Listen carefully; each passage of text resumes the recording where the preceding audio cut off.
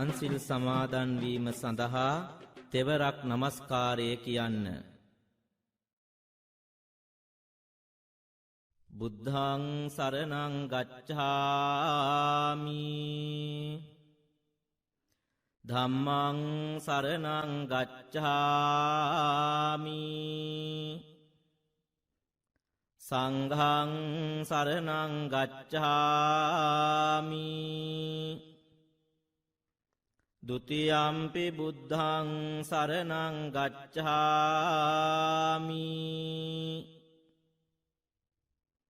ဒုတိယံ පි ධම්මං සරණං ගච්ඡාමි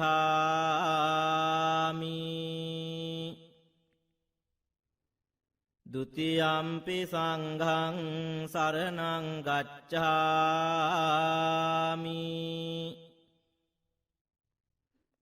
တတိယံ පි බුද්ධං සරණං ගච්ඡාමි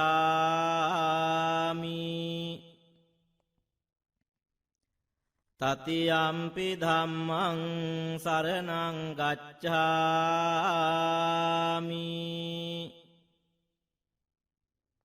တတိယံ පි සංඝං සරණං ගච්ඡාමි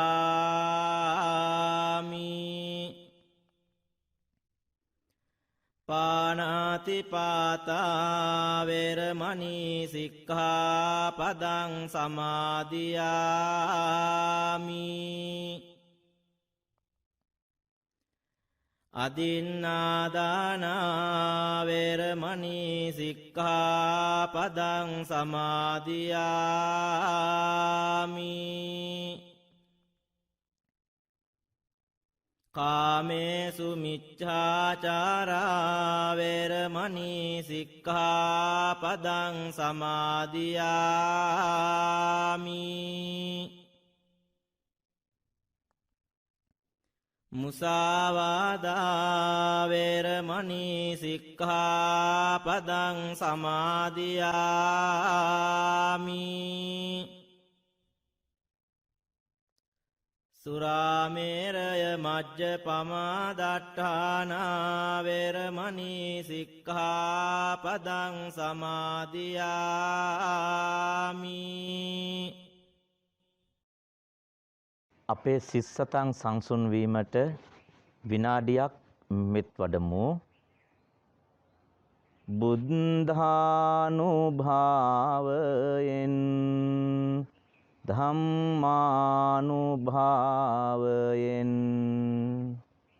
සංඝානුභාවයෙන්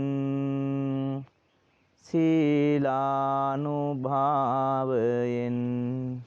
කුසලානුභාවයෙන් මාගේ සිත සමාධිගත වෙම්වා. බුද්ධානුභාවයෙන් ධම්මානුභාවයෙන් සංඝානුභාවයෙන් සීලානුභාවයෙන් කුසලානුභාවයෙන් මාගේ සිත සමාධිගත වෙම්වා. බුද්ධානුභාවයෙන් ධම්මානුභාවයෙන් සංඝානුභාවයෙන් සීලානුභාවයෙන් කුසලානුභාවයෙන් මාගේ සිත සමාධිගත වෙම්වා. අනන්ත බුදු ගුණ බලයෙන් ධම් ගුණ බලයෙන් මහා සංඝ ගුණ බලයෙන් මම නිදුක් වෙම්වා. නිරෝග වෙම්වා. සුවපත් වෙම්වා. දුකින් මිදෙ අනන්ත බුදු ගුණ බලයෙන් ධම් ගුණ බලයෙන් මහා සංඝ ගුණ බලයෙන් මාමෙන්ම මාගේ දෙමාපිය ගුරුවර දූ දරු සහෝදර නෑදෑ හිත මිතුරෝද මැදහත් අයද සතුරෝද අපාද්වීපා බහුපා චතුපා සත්වයෝද නිදුක් වෙත්වා නිරෝග වෙත්වා සුවපත් වෙත්වා දුකින් මිදෙත්වා අනන්ත බුදු ගුණ බලයෙන් ධම් ගුණ බලයෙන් මහා සංඝ ගුණ බලයෙන් මාමෙන්ම සියලු සත්වයෝ නිදුක් වෙත්වා නිරෝග වෙත්වා සුවපත් වෙත්වා දුකින් මිදෙත්වා උතුම් නිවනින් සැනසෙත්වා උතුම් නිවනින් සැනසෙත්වා උතුම් නිවනින් සැනසෙත්වා උතුම් නිවනින් සැනසෙත්වා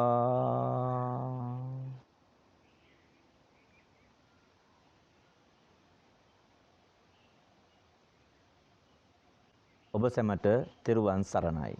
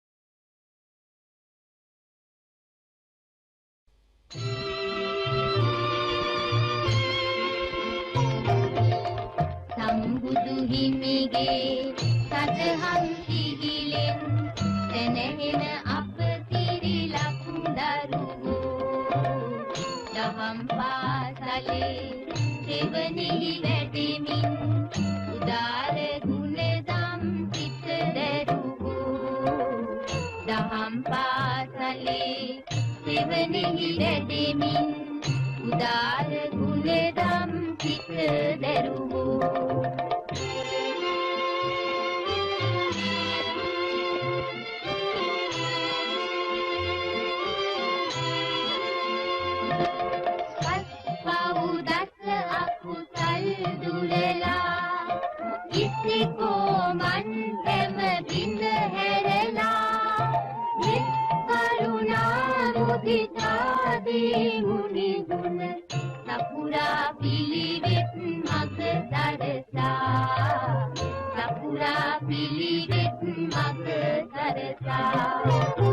සම්බුදු හිමිගේ සදහම් සිහිලෙන් දැනෙන අප සිරිලක් දරුවෝ දහම් පාසලේ දෙවනෙහි වැඩෙමින් උදාර ගුණදම් සිත දරුවෝ දහම් පාසලේ දෙවනෙහි වැඩෙමින් උදාර ගුණදම් සිත දරුවෝ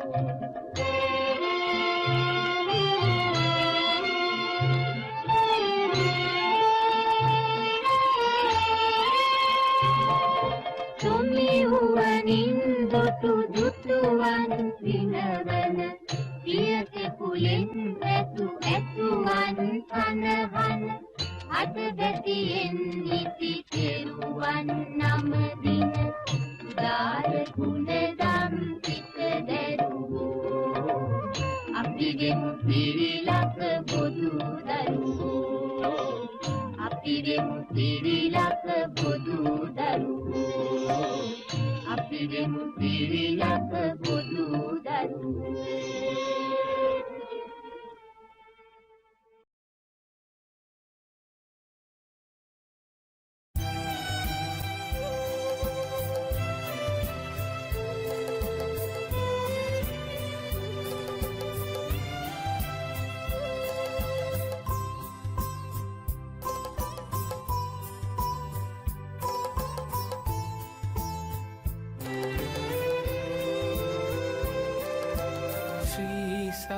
ධර්මය දසත පැතිර වූ ජයවර්ධනපුර රජදහනේ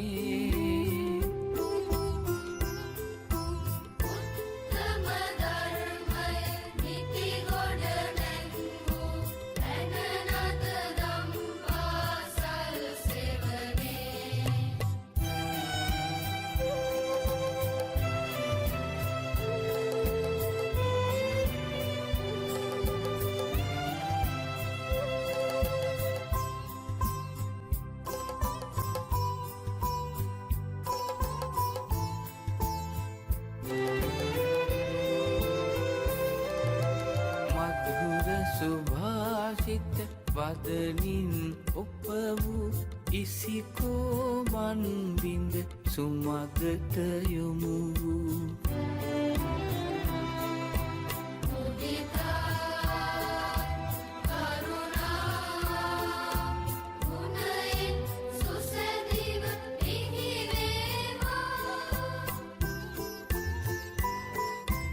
උදාර දරුවන්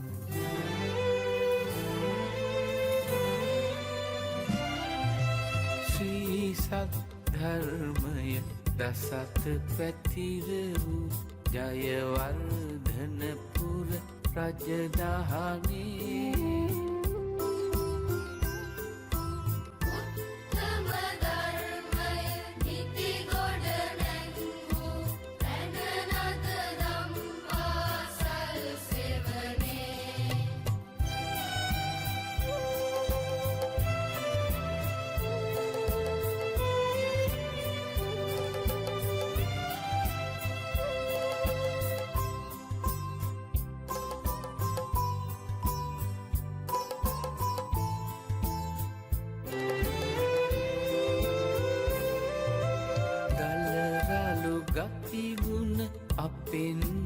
ඉවත් කළ සුචරිතයෙන් අප නිති ඔබවත් කළ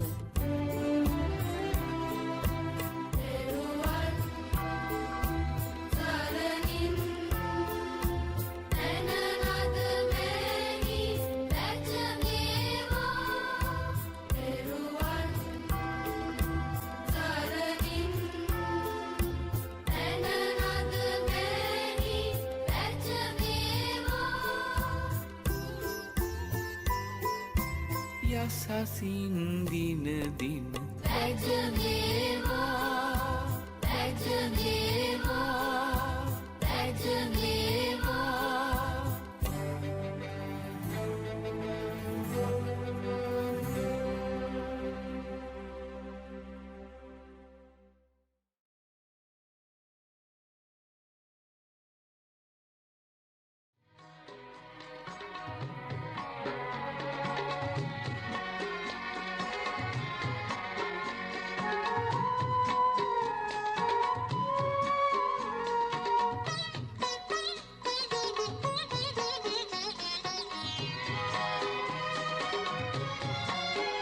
සුබ උදෑසනක් වේවා ඔබට සුබ උදෑසනක් වේවා අලුත් ඉරක් පායයි අද ආසේ අලුත් දිනට පිබිරෙනු මැන සුවසේ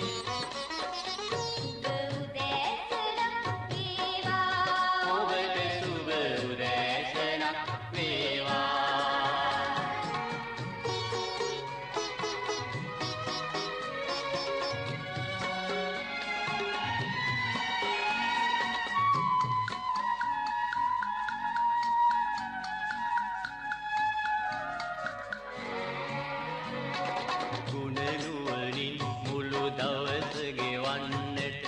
මොහොතක් වූ අපතේ නොයවන්නට සිත කය වේසා වැඩෙහි යෙදෙන්නට සැරසෙමු අද දින සරු කරගන්නට සුබ උදෑසනක් වේවා ඔබට සුබ උදෑසනක් වේවා අලුත් ඉරක් පායයි අද ආසේ අලුත් දිනට පිබිරෙනු මැන සුවසේ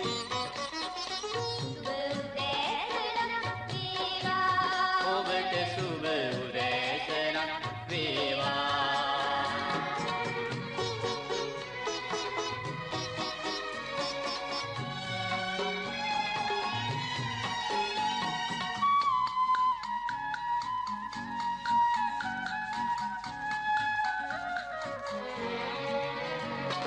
රටට වැයට මෙහෙයක් සලසන්නට මිනිස් වගට සැනසීමක් දෙන්නට දිවියෙන් සවියෙන් බල ලැබ ගන්නට හිතා ගනිමු අද සතුටින් ඉන්නට සුබ උදෑසනක් වේවා ඔබට සුබ උදෑසනක් වේවා අලුත් ඉරක් පායයි අද ආසේ අලුත් දිනට පිබිරෙනු මැන සුවසේ ඔබට සුබ උදෑසනක් වේවා සුබ උදෑසනක් වේවා සුබ උදෑසනක් වේවා සුබ උදෑසනක් වේවා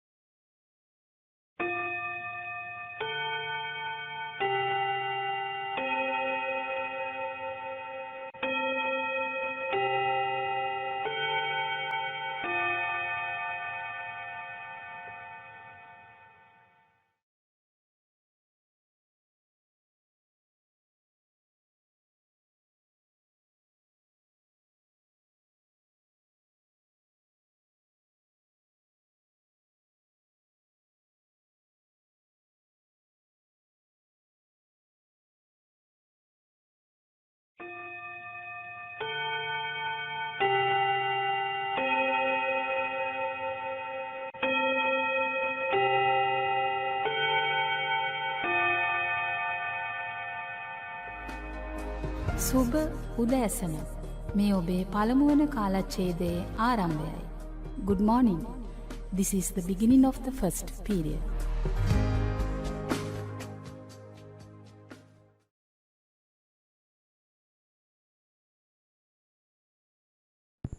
සැමටම සම්මා සම්බුදු සරණයි.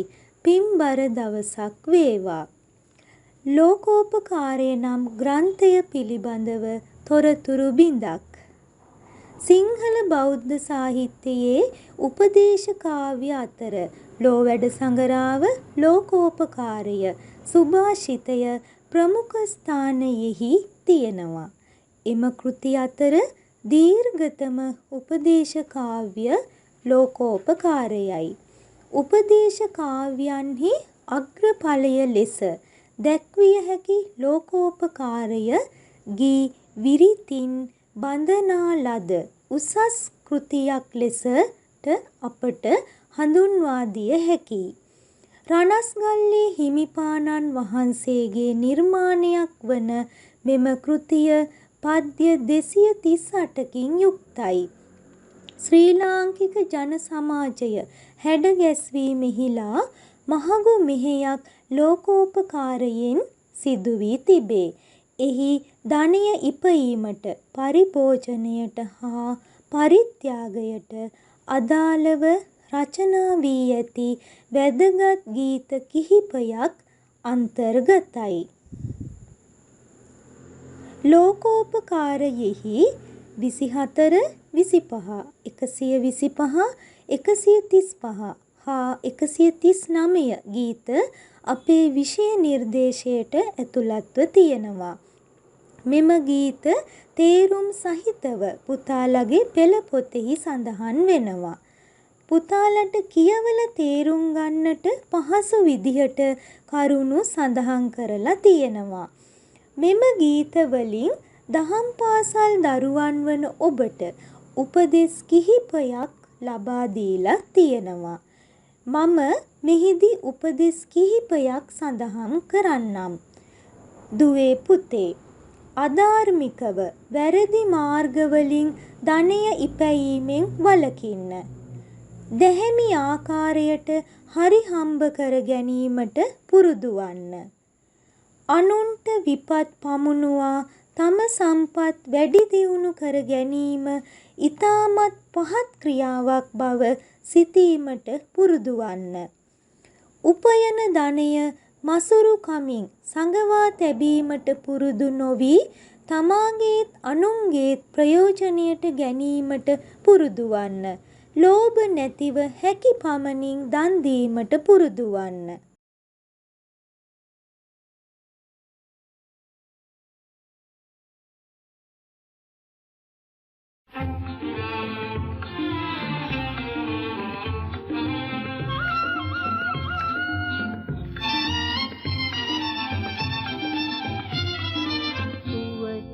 සලසනු පිණිසදයේ ගත සිත වෙහෙසෙන දිවාරයේ තිරුවන් සරණයි ඔබට පුතේ තිරුවන් සරණයි ඔබට දුවේ සුවසිත සලසනු පිණිසදයේ ගත සිත වෙහෙසෙන දිවාරයේ තිරුවන් සරණයි ඔබට පුතේ තෙරුවන් සරණයි ඔබට දුවේ.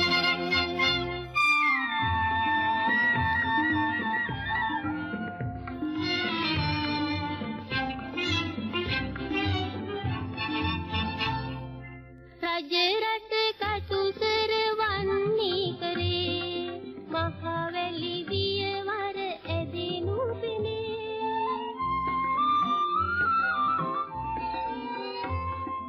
රජ රට කටු කරවන්නේ කරේ මහවැලි දියවර ඇදෙනු පෙනේ. මුඩු බිම් ගයබිම් වලට හැරේ ආඩම්බර විය යුතුය දුවේ. සුවසිත සලසනු පිණිසදයේ ගත සිත වෙහෙසෙන දිවාරයේ තිරුවන් සරණයි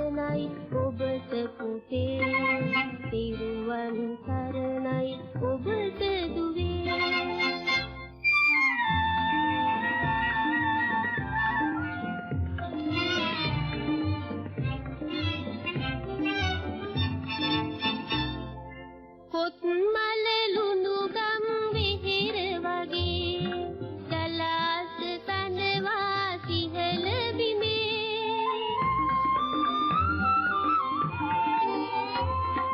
පොත්මල ලුණුගම් විහිර වගේ ජලාස තනවා සිහල බිමේ කොවියා සිහතුන තබන දිනේ ඔබ ආඩම්බර වන්න පුතේ සුවසිත සලසනු පිණිස බැරි රත සිත විහිසෙන දිවාරයේ තෙරුවන් සරණයි ඔබට පුතේ තෙරුවන් සරණයි ඔබට දුවේ තෙරුවන් සරණයි ඔබට පුතේ තෙරුවන් සරණයි ඔබට දුවේ තෙරුවන් සරණයි ඔබට පුතේ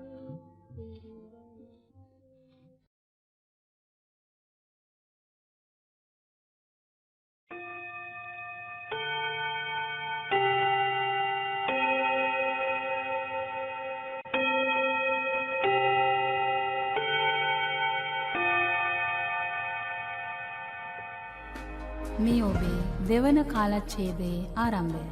This is the beginning of the second period.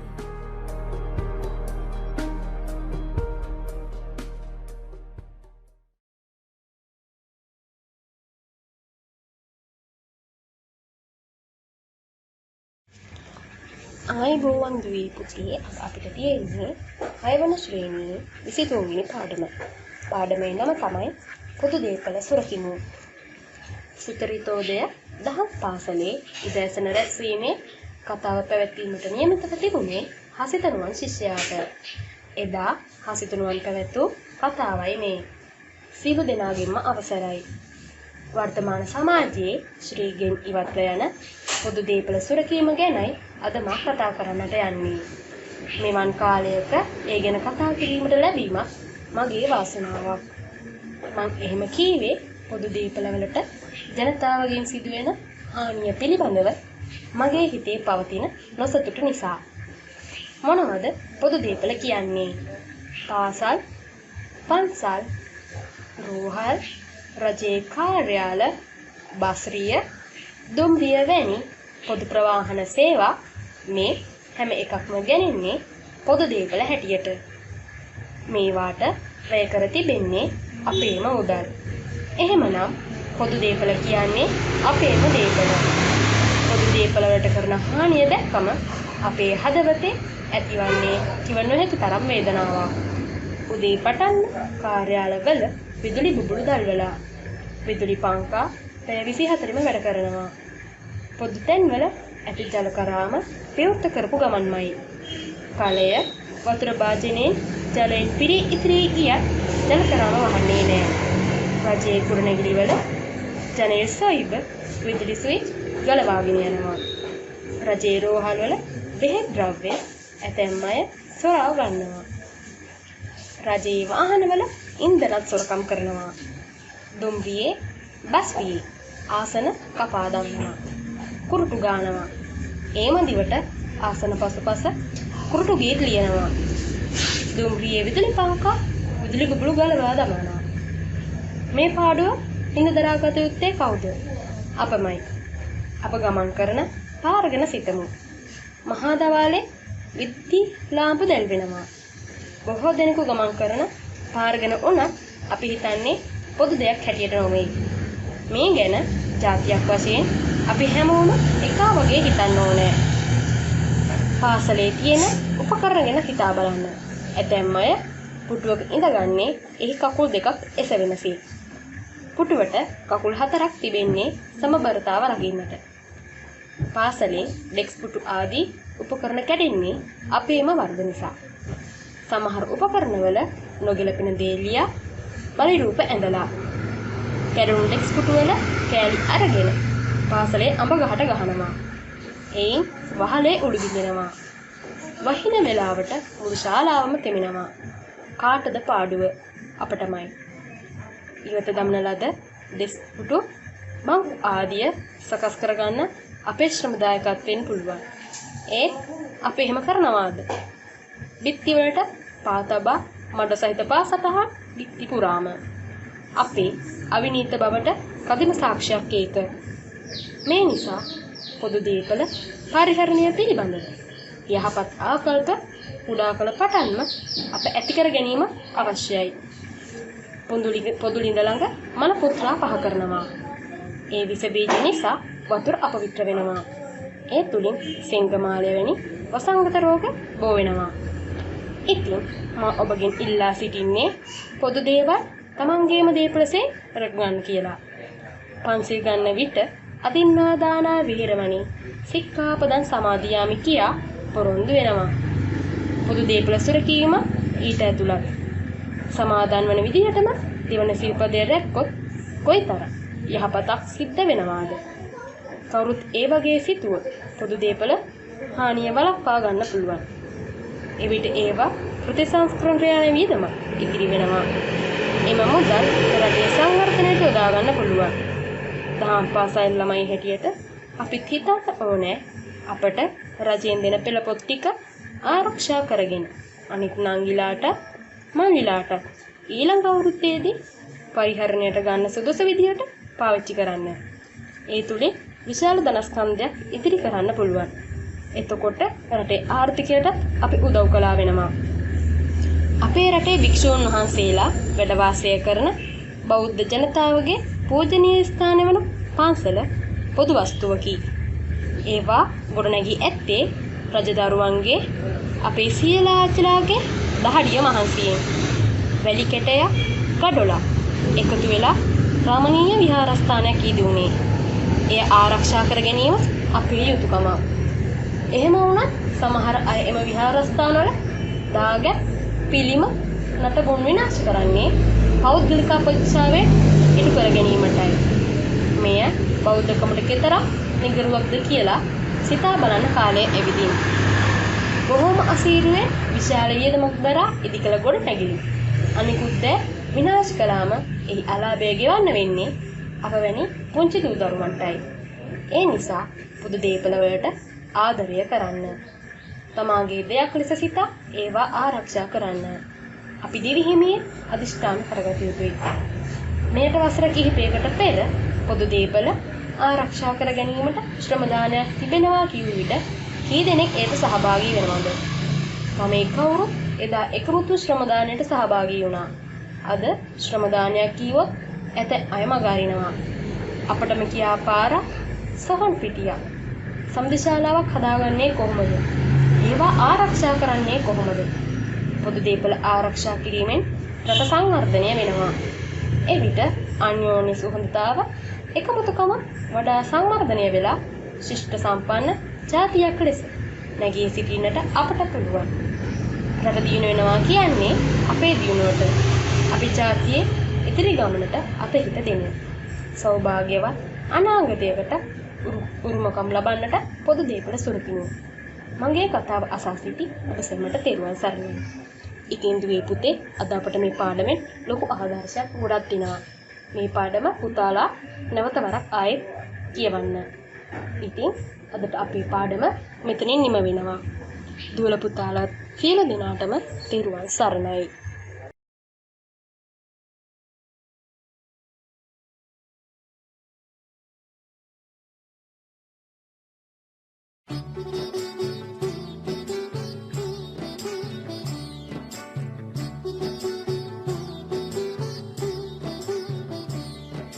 වක්කඩ ළඟ සිත්ත පැටව රොත්ත පිටින් දඟලනවා උපුරෑන තපස් දෙසින් මාන බලනවා.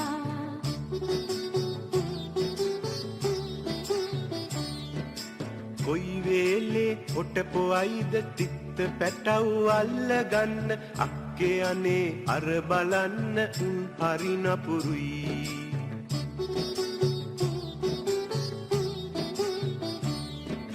වක්කඩ ළඟ තිත්ත පැටව රොත්ත පිටින් දඟලනවා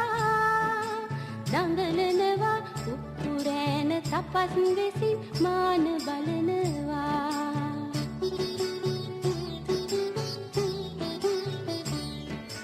වැලි අහුරක් අරන් මලේ ෂෝස් කියලා විසි කරන්න කුක්කුරෑන ඉගිලෙනවා අර බලන් මලේ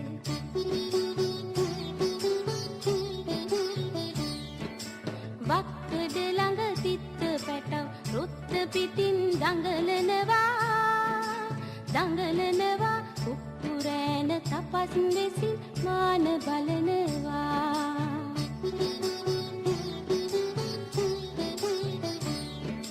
තිත්ත පැටව බේරුවාට අපි දෙන්නට පින් ලැබෙනවා පින් කළාම සාදු අපට හොඳයි කියනවා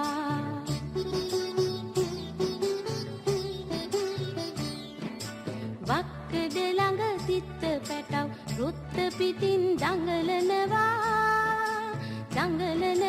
කුක්කුරෑන තපස් වෙසින් මාන බලනවා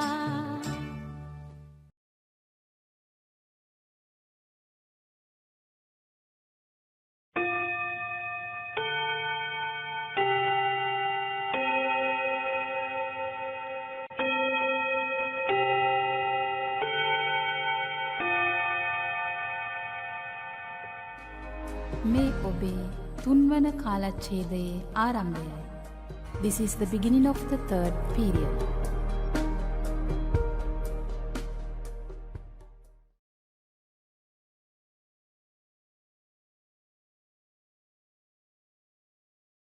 ආයුබෝවන් ආදරණීය දුවේ පුතේ. පින් දී සෙත් පතමු. අප කළ හොඳ වැඩ අන් අය සමග බෙදා හදාගෙන සතුටු වීම බෞද්ධ අපගේ උතුම් ගුණධර්මයකි. පින්කමක් කර අවසානයේදී අන් අයට පින් පමුණුවන්නේ ඒ නිසාවෙනි. පින් දීම දස පුණ්‍ය ක්‍රියාවලින් එකකි. ගංගාවල ජලය එකතු වීමෙන් මුහුද ජලයෙන් පිරී ඉතිරී යන්නාක් මෙන් මිනිස් ලොව ඥාතීන් අනුමෝදන් කරන පින් පරලොව ගිය ඥාතීන්ට ලැබේ. දිනක් බිම්බිසාර රජතුමා බුදු පාමුක් මහ සඟනට දන් දී ඥාති ප්‍රේතයන්ට පින් පැමිණවීය. මියගිය ඥාතීන් එම පින් අනුමෝදන්ව සුවපත් භාවයට පත් වූ බව බුදු දහමේ සඳහන් වේ. ඒ අනුව අපිත් පින් ගැනීමට සුදුසු පරලෝ සැපත් ඥාතීන්ට පින් අනුමෝදන් කරමු.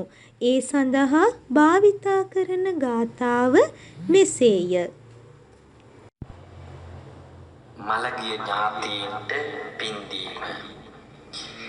ඉදම්මේ ඥාතිනං හෝතු සුඛිතා හුන්තු ඥාතයෝ. ඉදම්මේ ඥාතිනං හෝතු සුඛිතා හුන්තු ඥාතයෝ. ඉදම්මේ ඥාතිනං හෝතු සුඛිතා මියගිය නෑයන්ට මෙපින් රැස් හිමි වේවා. ඒ පින් බෙලෙන් නෑයෝ සැප සම්පත් ලබත්වා. පුතේ නිවැරදිව ගාථා උච්චාරණය කිරීමට පුහුණු වන්න. ඔබ සැමට තෙරුවන් සරණයි.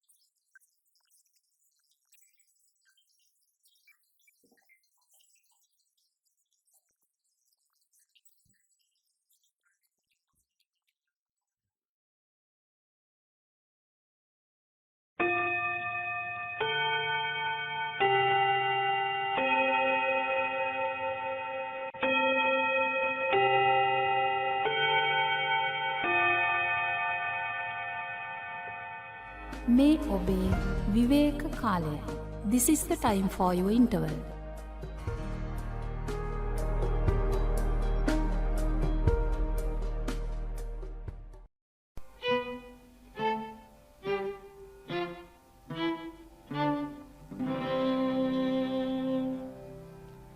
මගේ සිත තැන්පත්ය තැන්පත්ය තැන්පත්ය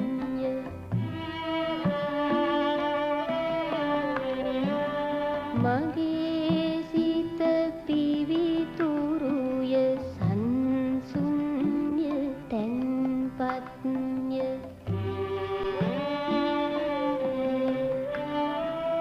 ආදරය කරුණාව දයා උතුරා ගලන මා සිතෙහි ශිල්ප හා ගුණ දහම් ඇත රැඳී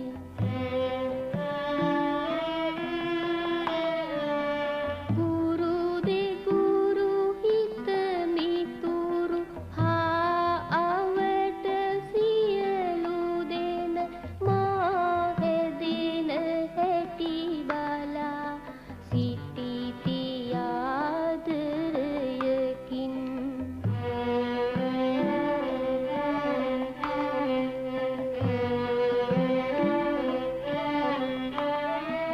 මගේ සිත තැන්පත්ය තැන්පත්ය තැන්පත්ය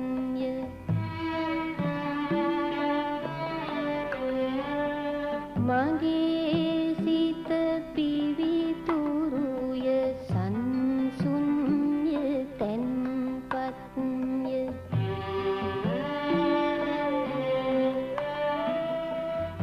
පරිසරය මාරකී රකිමි මම පරිසරය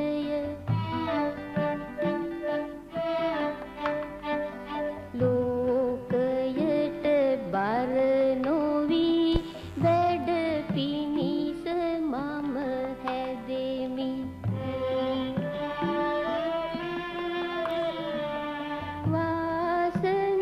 වාසනාවන්ත වූ අනාගතයක් කරා පාසලින් මඟ දකින හොඳම දරුවා මම පාසලින් මඟ දකින හොඳම දරුවා මම පාසලින් මඟ දකින හොඳම දරුවා මම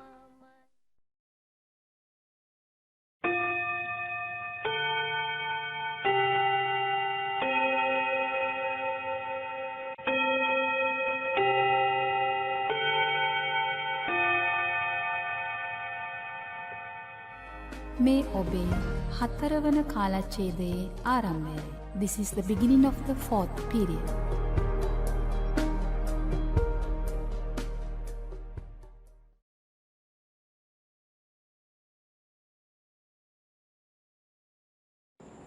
ආයුබෝවන් දූ දරුවනි 6 ශ්‍රේණියේ විෂය නිර්දේශයට නියමිත සිව් සස් හැඳින ගනිමු යන පාඩම අද අපි සාකච්ඡා කරමු. පස්වග තවුසන්ට බුදුරජාණන් වහන්සේ තම ප්‍රථම ධර්ම දේශනය වූ ධම්සක් පැවතුම් සූත්‍රය දේශනා කළසේක. තමන් වහන්සේ අවබෝධ කළ නව දර්ශනයෙහි ඇතුළත්ය. එනම් චතුරාර්ය සත්‍යයයි. ආර්ය සත්‍ය සතරයි. එම සතර මෙසේය. දුක්ඛාර්ය සත්‍යය, දුක්ඛ සමුදය ආර්ය සත්‍යය, දුක්ඛ නිරෝධ ආර්ය සත්‍යය, දුක්ඛ නිරෝධ ගාමිනී පටිපදා ආර්ය සත්‍යය. චතුරාර්ය සත්‍යය බුදුදහමේ මූලික ඉගැන්වීමකි. සසර ගමන නවතා දුක් නැති කර නිවන් සුවය ලබාගත හැක්කේ චතුරාර්ය සත්‍යය අවබෝධ කර ගැනීමෙනි. චතුර් යනු සතරයි. උතුම් ශ්‍රේෂ්ඨ යන තේරුම ආර්ය යන්නෙහි ඇත. සත්‍ය නම් ඇත්තයි. ශ්‍රේෂ්ඨ සත්‍ය සතර යනු චතුරාර්ය සත්‍ය යන්නෙහි තේරුමයි. ඉපදීමත් ජරාවත් ව්‍යාධියත් මරණයත් අප්‍රියයන් හා එක්වීමත් ප්‍රියයන්ගෙන් වෙන්වීමත් කැමති දෑ නොලැබීමත් දුකය. සැකවින් කිවහොත් උපාදානස්කන්ධ පහම දුක්ය. එය දුක්ඛ ආර්ය සත්‍යයයි. තණ්හාව නිසා සත්වයා භවයට බැඳෙයි. නැවත උපදී. නැවත නැවතත් ජරාවට මරණයට පත්වෙයි. ඒ තැන තදින් සතුටුව දැඩිව තෘෂ්ණාවෙන් ගනි. කාම තණ්හා, භව තණ්හා, විභව තණ්හා ලෙස තණ්හාව තුන් ආකාර වේ. එය දුක්ඛ සමුදය ආර්ය සත්‍යයයි. එයින් කියවෙන්නේ දුක ඇතිවීමේ හේතුවයි. ජාති ජරා ආදී දුක් ඇතිවන්නේ තණ්හාව නිසාය. ඒ සියල්ල සම්පූර්ණයෙන් නැතිවන්නේ තණ්හාව දුරු කර විටය. දුක්ඛ නිරෝධ ආර්ය සත්‍ය නමින් හැඳින්වෙන්නේ එයයි. දුක නැති කිරීම සඳහා වූ මගමැදුම් පිළිවෙතයි. එය හැඳින්වෙන්නේ ආර්ය අෂ්ටාංගික මාර්ගයේ නමිනි. සම්මා දිට්ඨිය ආදී වශයෙන් එහි අංග 8කි. එය දුක්ඛ නිරෝධ ගාමිනී පටිපදා ආර්ය සත්‍යයයි. එනම් දුකින් මිදීමේ මගයි. මෙම චතුරාර්ය සත්‍ය බොරු යයි දෙව් බඹුන් සහිත කිසිවකුට කිසි කලෙකත් බැහැර කළ හැකි නොවේ. ඒවායේ සත්‍යතාව සදාකාලිකය. ලෝකයේ සදහටම වෙනසකට පත් නොවී පවත්නා ශ්‍රේෂ්ඨ වූ සත්‍යයයි. එහි හේතුඵල දහම ගැබ් වී තිබේ. එය අදාළ කරගත හැක්කේ මිනිසාගේ සසර දුකෙහි පැවැත්ම හා නැවැත්ම යන කරුණුවලට පමණක් නොවේ. එදිනෙදා ජීවිතයේ විවිධ ගැටලු විසඳා ගැනීම උදෙසාද චතුරාර්ය සත්‍ය තුල ඇතුළත් හේතුඵල ක්‍රමය උපයෝගී කරගත හැකිය. ගැටලුවට හේතුව, ගැටලුවට විසඳුම්, ගැටලුව විසඳීමේ මඟ. පවතින తত্ত্বය දුක අප තේරුම් ගත යුතුය. එසේ වන්නේ ඇයිදැයි දුකට හේතුව අනතුරුව වටහා ගත යුතුය. ඊළඟට ඒ තත්ත්වයෙන් මිදීම, දුක නැතිවීම ගැනත් ඒ සඳහා අනුගමනය කළ යුතු පිළිවෙත, දුක නැති කෙරෙන මඟ ගැනත් අවධානය යොමු කළ යුතු වෙයි.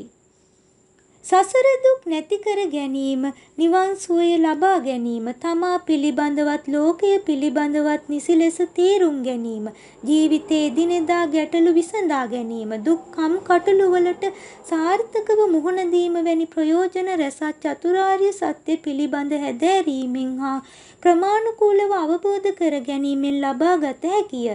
චතුරාර්ය සත්‍යයේ මූල ධර්මයක් ලෙසගෙන එදිනෙදා ජීවිතයේ ඇතිවන ගැටලු විසඳා ගැනීමට ඔබත් උත්සාහ වන්න.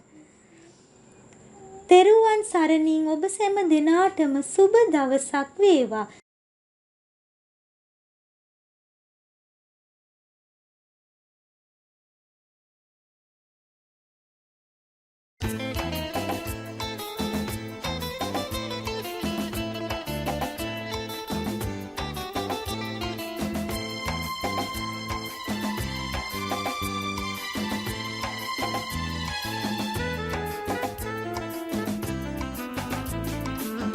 ජාතික පියුම් විලේ සුවඳ කැකුළු මල් වැනි අතමිට මොලවා සුරකින්න දෙය මොනවද දරුවනි අතමිට මොලවා සුරකින්න දෙය මොනවද දරුවනි සෞසිරියෙන් සපුරන්නට උදාවන අනාගතේ රන්මිනි මුතු වැනි අදහස් ඇතමිට මොලවා ඇති රන්මිනි මුතු වැනි අදහස් ඇතමිට මොලවා ඇති එල ජාතික පියුම් විලේ සුවඳ කැකුළු මල් වැනි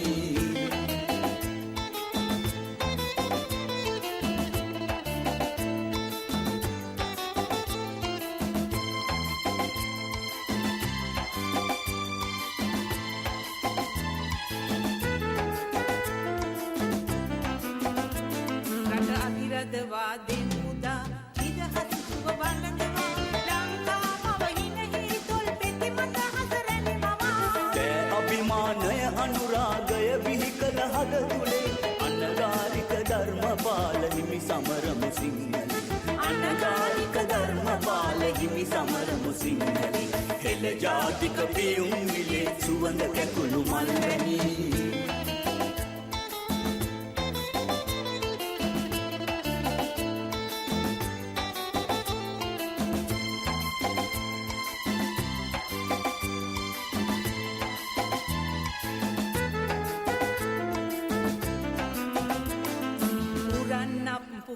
වෙටි පොළ ගුණානන්ද හිමියදා පෑලි කුමන් ලියවී ඇතලක් ඉතිහාසයේ මෙදා ගාවක් යයි සිතාලා සත්සයුරක් පුවපුති රට ජාතිය සුඛිත කරමු නොයිඳින්නට හාමති රට ජාතිය සුඛිත කරමු නොයිඳින්නට හාමති එල ජාතික පියුම් විලේ සුවඳ කැකුණු මල් වැනි අතමිට මොලවා සුරකින්න දෙය මොනවද දරුවනි අතමිට මොලවා සුරකින්න දෙය මොනවද දරුවනි සෞසිරියෙන් සපුරන්නට උදාවන අනාගතේ රන්මිනි මුතු වැනි අදහස් ඇතමිට මොලවා ඇති රන්මිනි මුතු වැනි අදහස් ඇතමිට මොලවා ඇති රන්මිනි මුතු වැනි අදහස් ඇතමිට මොලවා ඇති රන්මිනි මුතු වැනි අදහස් ඇතමිට මොලවා ඇති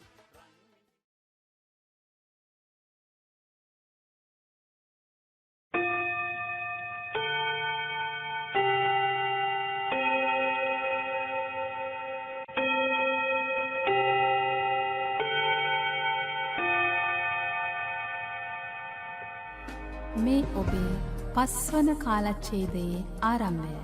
This is the beginning of the 5th period.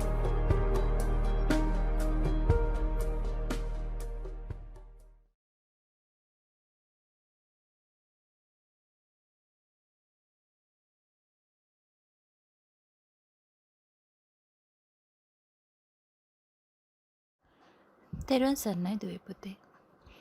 දුවල පුතාලගේ සාධාරණ මහා ආකල්ප දියුණු කරන්න අවශ්‍ය වෙන වටිනා අදහස් උපදෙස් ගණනාවක් අපි පසුගිය සතිවලදී කතා කළා.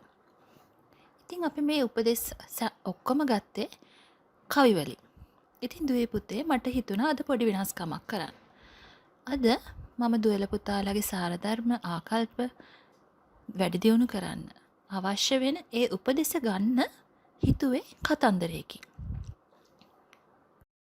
ඉතින් ඒ කතන්දරේ කියන්න කලින් මං ආසයි දුවල පුතාලගෙන් දැනගන්න. දුවල පුතාලගේ වටිනාකම කීයද? දුවල පුතාලා හිතන විදිහට රුපියල් 100ක්, ලක්ෂයක්, ලක්ෂ 10ක්, ලක්ෂ 50ක්, කෝටියක් කියන්න පුළුවන්ද?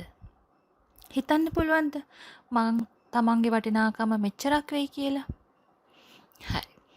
අද අපි බලමු කොහොමද අපේ වටිනාකම අපි තේරුම් ගන්නේ. අපේ වටිනාකම අපි දැනගන්නේ කියලා. ඉතින් දුවේ පුතේ එක පුංචි පුතෙක් දවසක් එයාගේ සීයා ළඟට ගිහිල්ලා අහනවා සීයේ මං කොච්චර වටිනවද? මගේ වටිනාකම කීයද? පුංචි පුතා මේ විදිහට සීයාගෙන් අහුවාම සියලු දෙනාටම තෙරුවන් සරණයි. ඒ සීයා පොඩ්ඩක් වෙලා කල්පනා කරලා ඒ පුංචි පුතාගේ අතට දෙනවා ගල් කෑල්ල.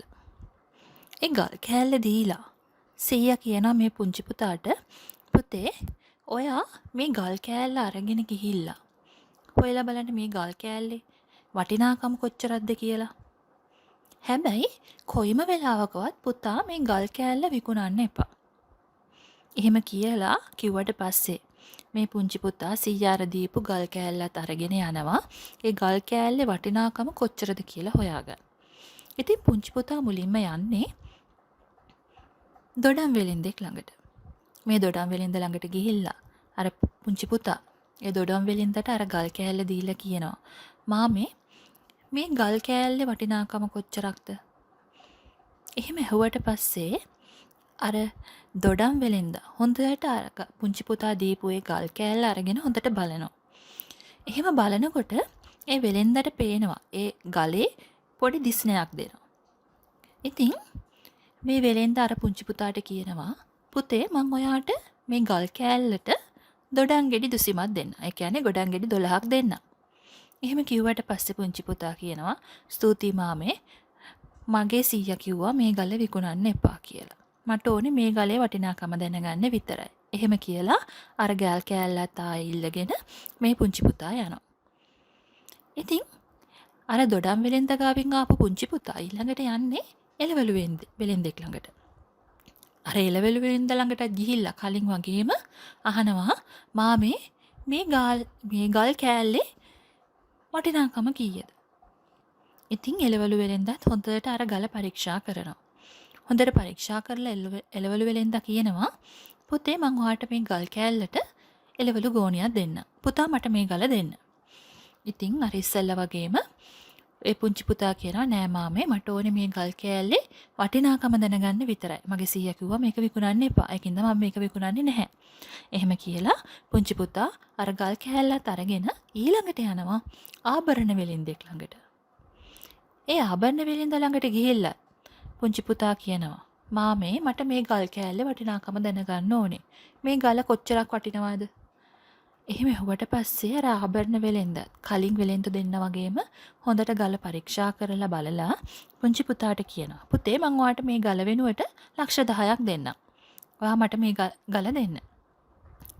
පුංචි පුතා එපා කියලා යන්න හදනකොට කියනවා නෑ මං එහෙනම් ඔයාට රත්තරන් මාල දෙකක්ම දෙන්නම්කෝ. ඔයා මට මේ ගල දෙන්න. එතකොට පුංචි පුතා කියනවා නෑ මාමේ මට රත්තරන් මාල එපා. ඒ වගේම ලක්ෂ 10ක් එපා. මොකද මගේ සීයා කිව්වා මට මේ ගල විකුණන්න එපා. මට ඕනේ මේ ගලේ වටිනාකම දැනගන්න විතරයි. එහෙම කියලා අර ගලත් අරගෙන ඒ පුංචි පුතා එතනිනුත් යනවා. එතනින් ගිහිල්ලා එයා ඊට පස්සේ යනවා මැණික් වෙලෙන්දෙක් ළඟට. ඒ මැණික් වෙලෙන්ද ළඟට ගිහිල්ලා කලින් 3 වතාවේ වගේම පුංචි පුතා කියනවා මාමේ මට මේ ගලේ වටිනාකම දැනගන්න ඕනේ. මේ ගල කොච්චරක් වටිනවද? එහෙම කිව්වට පස්සේ අර මැණික් වෙලෙන්දා හොඳට ගල පරීක්ෂා කරලා බලනවා. එහෙම පරීක්ෂා කරලා බලලා මේ මැණික් වෙලෙන්දා පුංචි පුතාගෙන් අහනවා පුතේ පුතාට කොහෙන්ද මේ ගල? කවුද ඔයාට දුන්නේ? ඉතින් එහෙම හුවට පස්සේ පුංචි පුතා කියනවා මාමේ මගේ සීයා තමයි මට මේ ගල දුන්නේ.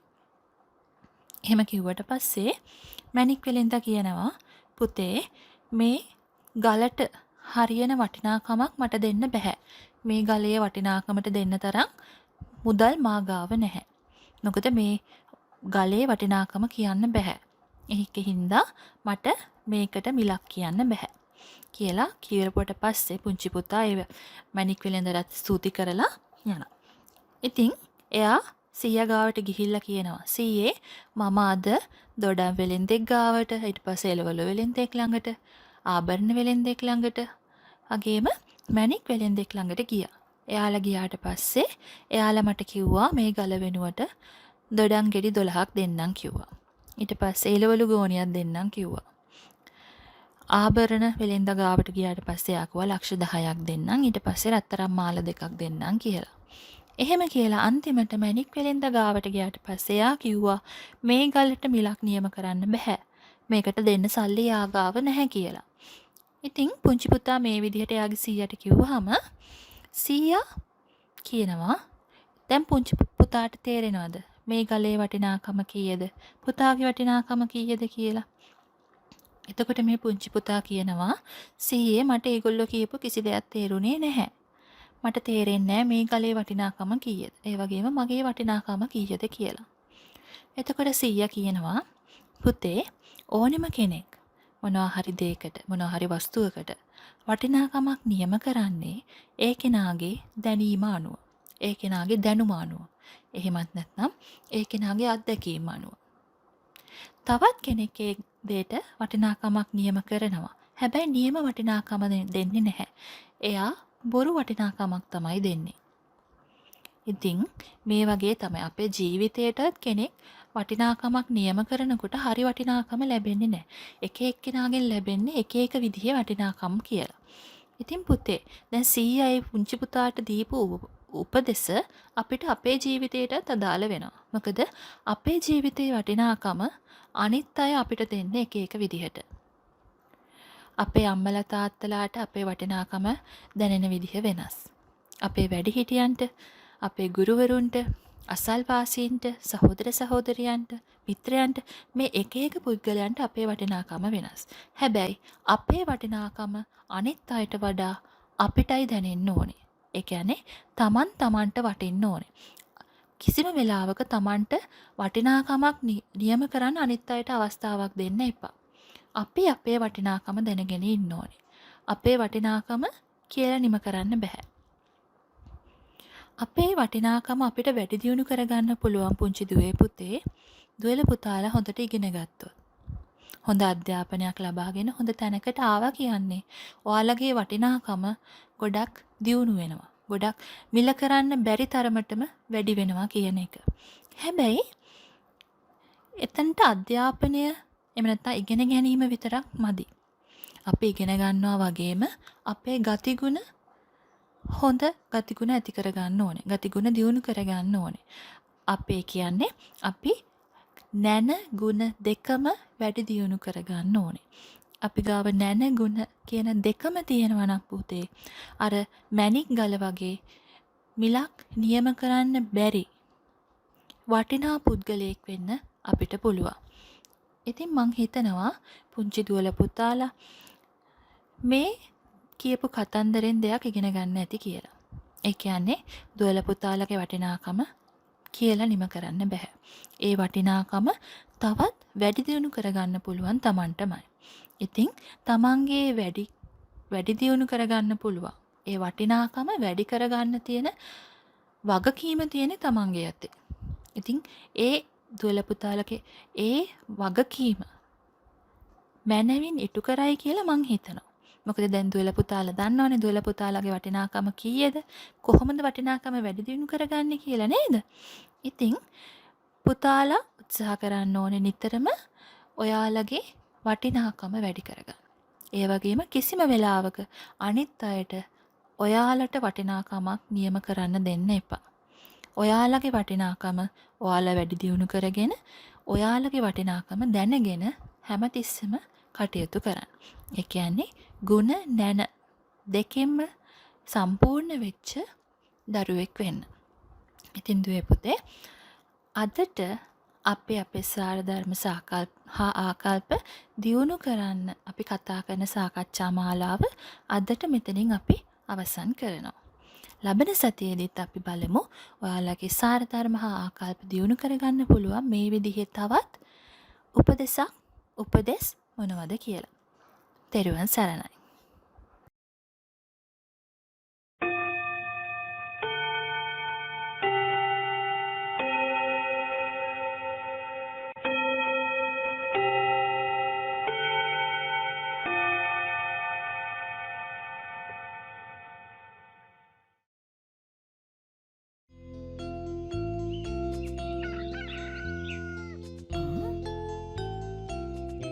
මේ ළමයෝ නැගිටින්න. දැන් හොඳටම දවල් වෙලා. උහුම නිදාගන්න පුළුවන්ද? නේ අම්මේ. තව ටිකක් නිදාගන්න දෙන්නකෝ. ඉක්මනට යම්. කොහෙද මාවත් එතගෙන යන්නේ? අපි ටවුමට ගිහින් හුඟක් සෙනග ඉන්න තැනක කාගේ හරි ඇඟේ එල්ලෙන්න බලමු. එතකොටයි අපිට දිනන්න පුළුවන් වෙන්නේ.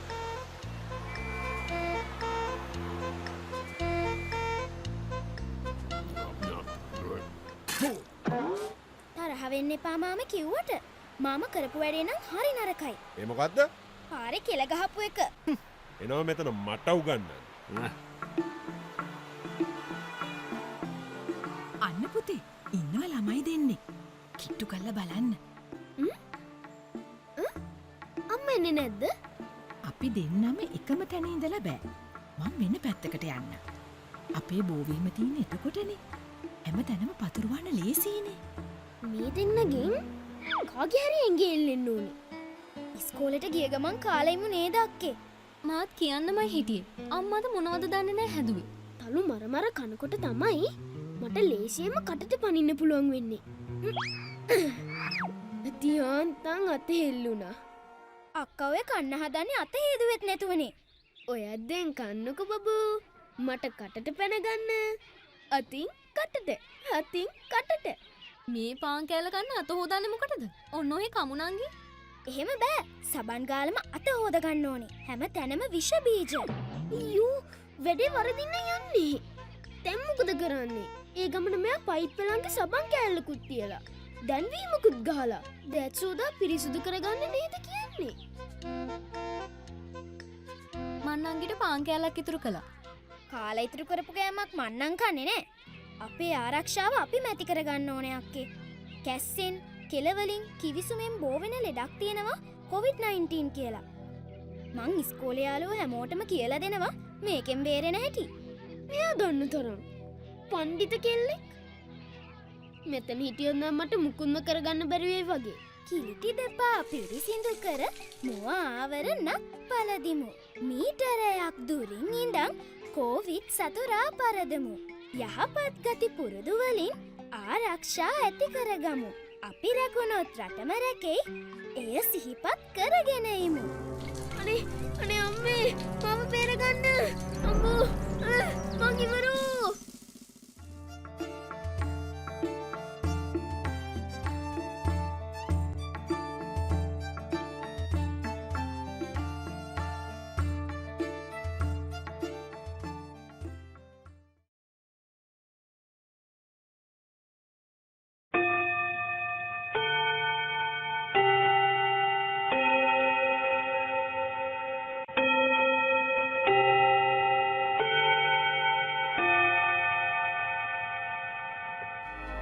අද දිනයේ පාසල් අධ්‍යයන කටයුතු වල නිමාව. Now it's time to close the today's studies.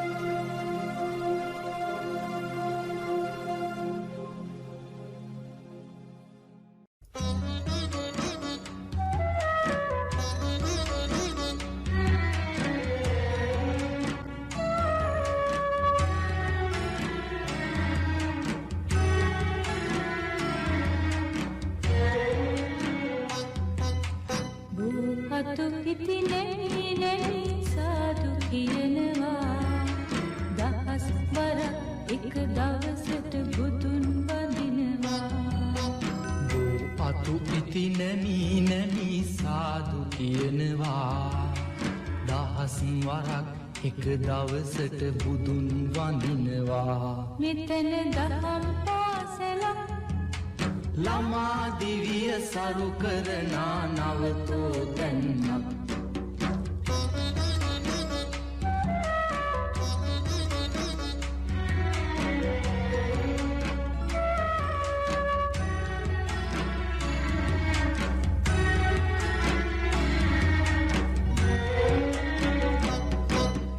පුංචි ළමයි මල් අරගෙන පේලි ඇදෙනවා අතින් අතට අපි වැඳගෙන ගාථා කියනවා පුංචි ළමයි මල් අරගෙන පේලි ඇදෙනවා අතින් අතට අපි වැඳගෙන ගාථා කියනවා මෙතන දහම් පාසලක් අහසෙවුරේ ඇසුර ලබන නවතෝ ගන්නක්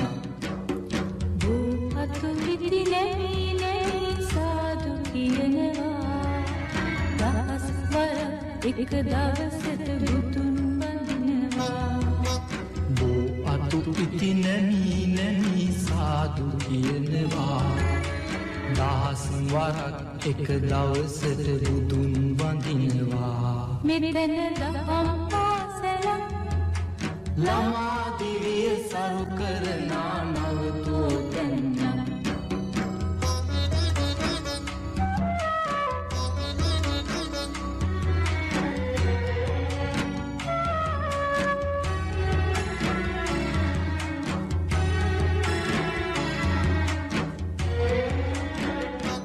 රටක් මැද්දේ බණ කියන්න නුවණ ලැබෙනවා පැලක් අයිනේ කල් ගෙවන්න දැනුම ලැබෙනවා රටක් මැද්දේ බණ කියන්න නුවණ ලැබෙනවා පැලක් අයිනේ කල් ගෙවන්න දැනුම ලැබෙනවා මෙතන දහම් පාසලක් හෙළ සිරිතට මුල් තැන දෙන නවතෝ තැන්නක් අතු ඉති නැමී නැමී සාදු කියනවා දහස් වර එක දවසට බුදුන් වඳිනවා අතු ඉති නැමී නැමී සාදු කියනවා දහස් වරක් එක දවසට බුදුන් වඳිනවා මෙතන දහම් පාසලක් ළමා දිවිය සරු කරනා නවතෝ